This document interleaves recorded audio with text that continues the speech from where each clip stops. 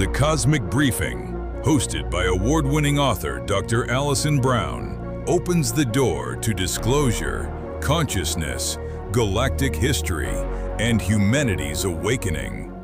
Hello there, welcome or welcome back. Glad you're here. Today I want to talk to you about a subject that's not necessarily cosmic in nature, but you might see the relationship to it as we go along. And that is our emotional selves. Emotions. I have a good friend who loves to say emotions are nothing more than energy in motion. And since the topic of a lot of these podcasts that I've been doing have to do with energy, it probably fits, right? I want you to know that your emotions are your superpower. Now, I know that a lot of you are resistant to that, particularly men who don't like to show emotions and women who have been called overly emotional. But I'll tell you a little story. My understanding in working with the extraterrestrials that we work with is that the grays, these are the little guys that get a bad rap often and are the ones that are most often shown in movies and television, or the ones that abduct people and all of that sort of stuff. Anyway, they're not all bad, just like humans are not all bad. There's polarity still in the fifth dimension, but they are highly intellectual. They're highly intelligent. They are information gatherers, and they work a lot with information and data. And because of that, they, in their history, felt that emotions were incompatible with that. They felt that emotions hindered them. Does that sound familiar? Because a lot of us think emotions hinder us in certain circumstances, that it isn't a good thing to show your emotions, that you're vulnerable, or that people don't take you seriously. And so they bred emotions out of their genetics. They're also geneticists. They understand a lot about genetics, and they bred that out.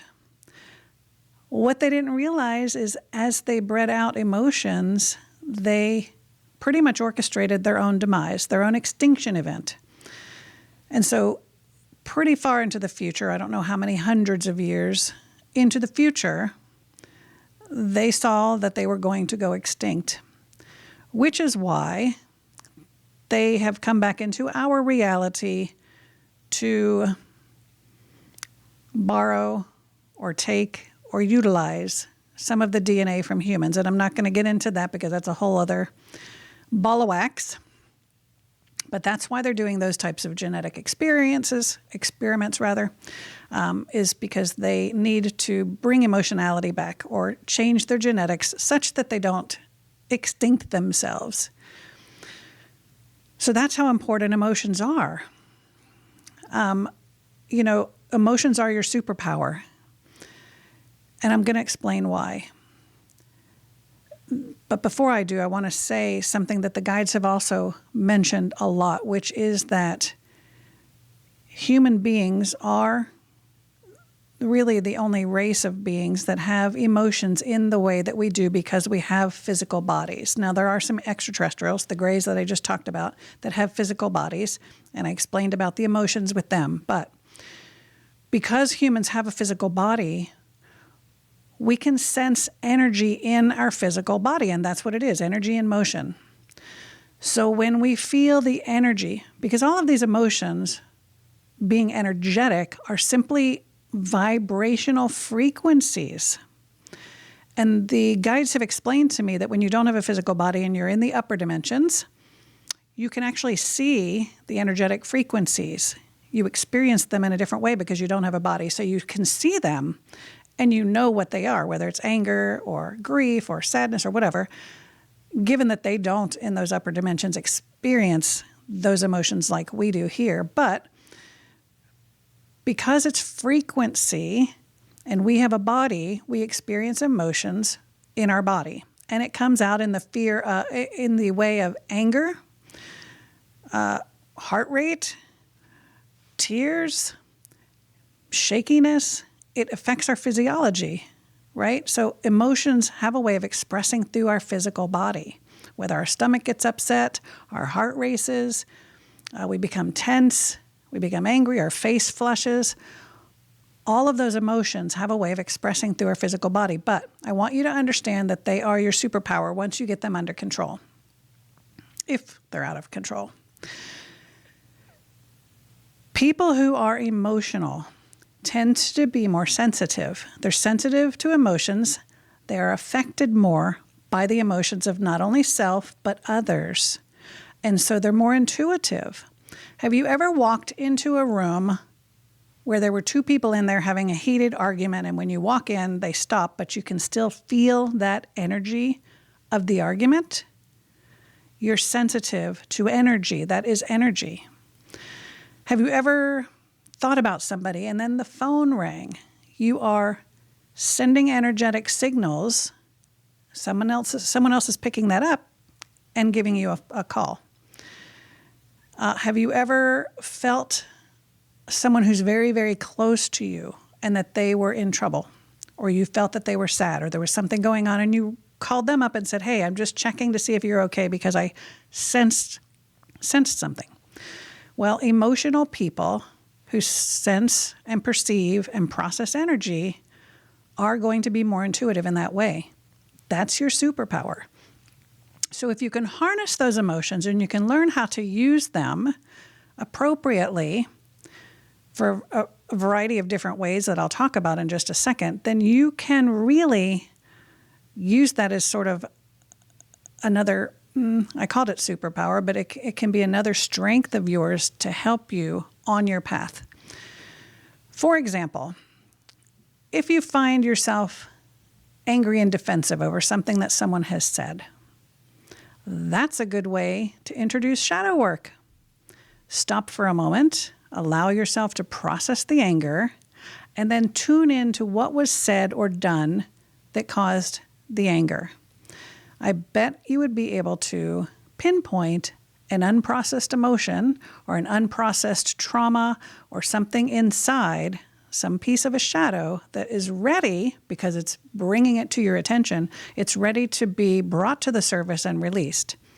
And so rather than just being angry, stomping your feet, throwing something, and moving on, if you instead bring it up in awareness, give it the love and the gratitude that it deserves because it's bringing itself to your attention for clearing, then you will find that that same issue doesn't bother you in the future. It may take more than one try, I get it. But you'll notice that the more that you can do that, the more those things will clear. So emotions can help you clear shadow. In terms of things like grief and sadness, those types of emotions need to be processed out so that you're not holding on to them and causing suffering.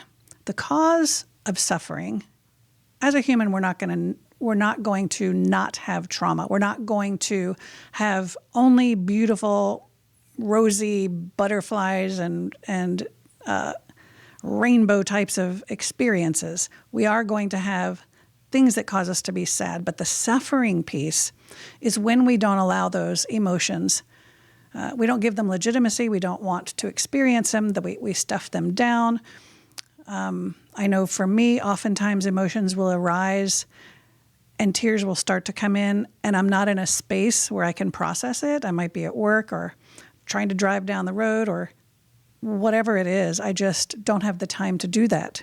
So I try to make time after and put myself in that same situation and bring up those thoughts that caused the sadness or the grief and allow it to process through and out so that it doesn't get pent up and cause suffering. You know, when we experience things like sadness and grief, it simply means that we cared and we loved enough that when we lost something or we went through an experience of loss, that there is grief attached to it. So I want you to start thinking about emotions in a different way. Instead of feeling like they're a liability, start telling yourself and affirming that your emotional sensitivity is actually your superpower. And do notice if you are a sensitive, if you are an intuitive, and start to tune into that. So what's going to happen is when you experience an emotion that you know is not yours, and this is why you're going to want to get a baseline of your own emotions and understand, for example, when you wake up in the morning, take note of how you're feeling. Do you have any emotions that are there? Do you have any sense of anxiety, any depression, any kind of emotion to start your day? And if not, then as you go through your day, and all of a sudden something hits out of the blue, you get this sense of anxiety, or you have this squeeze in your heart because you feel depressed or sadness, take a moment and determine if that's yours. Is there any reason I should feel anxiety right now? Am I in a situation that would cause anxiety? Have I had a conversation that would cause sadness or grief? You may realize that a lot of times it's not yours. And when you realize that and start to recognize the difference between what's yours and what's not, that's information. Your emotions are giving you information. So perhaps you tune in. Am I processing something from the collective? Is there a reason that the collective of humanity is going through a grief moment? This has happened to Will before. There was a certain president who had passed, and this was early on in his journey. He knew that he had some mediumship abilities and psychic abilities, but he didn't realize the extent, and I don't think at that time he was channeling either. And we had a group of people over at the house for dinner one evening, and it happened to be I think the evening of the wake or something for this president.